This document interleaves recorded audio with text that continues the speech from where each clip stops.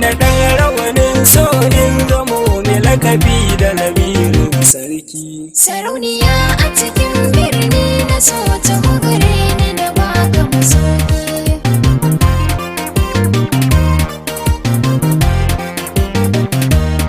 Na gama yin nazari na cike akan kina rasa laifi ko daya. Ko da ke dai so zai boye hakan komai wuya na san ki da juriya. Da ni da ke mun zo babbar gabar da za mu bayyana sirrin zuciya. Gimbiya mai kyawun kwalliya, ita na da mini zance mai yawa idan na zo nan kasa garinki. Sarauniya a cikin birni na so ta gare ni da baka masauki. Safa dare kullum zance nake ni dai a so na kai sama koluwa. Wanda nake so yayi mini an gama na tabbata bai sani a damuwa. Zana rike shi da kyau in kasu da kai shi zai zama abokin rayuwa. Dan uwa kai zama kururuwa a zahiri hakanan zancen yake kai zan kira da lamirin sarki.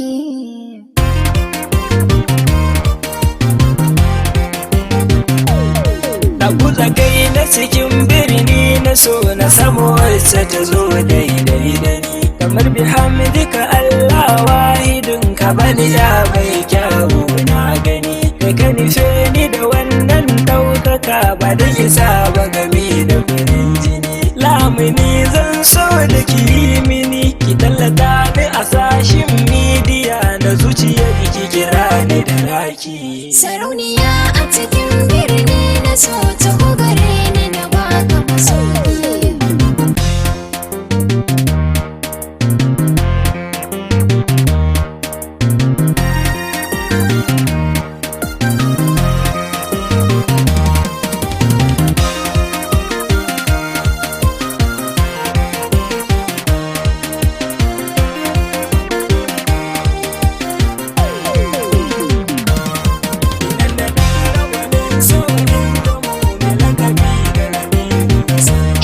Sannu a sannu ake sha'ani na so a hankali ba a yi masa hanzari. Wanda ka so ka biɗa ka bi salsala je ka gaya masa in ka ga sarrari. Abinda ke baka ruhi ya sani tashi ka je masa kar ka yi jinkiri. Sinadari so babu na marmari, alkawarin mu da kai shi nan rike inda rabo ma kai ga mataki.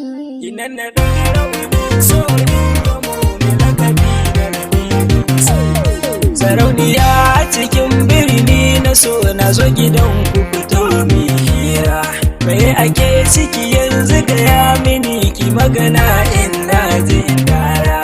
Rayuwar mu kaɗan ta a duniya ba tabbacin kwanan mu da saura. Yar fara mai kyawu har gira, mai ilimi ladabi ga tarbiya inda rabo ni zan aure ki.